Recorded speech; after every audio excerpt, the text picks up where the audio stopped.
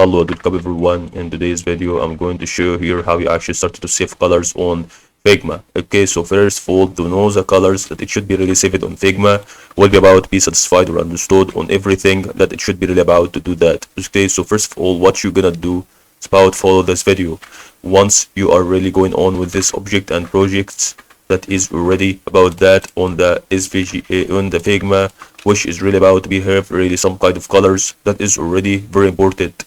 So what you're gonna do is about to see over here on this video, which is already about to have something that is about to have here on this progress, that is really to be satisfied on that. So what you're gonna do is about to start to save the color is to start to go to add a color to this object, for example. So as you can see, once you click on this color, you can click on the fill over here on the square, and then you're gonna start to go for changing this. Okay, so here we have the behind the hex is really the code of the color. Okay, so once you do that, you will start to press Ctrl C on right click and copy. And I don't think so that maybe have here the copy option. Okay, sorry, the copy would appear in front of you because it's really on the screen Figma only.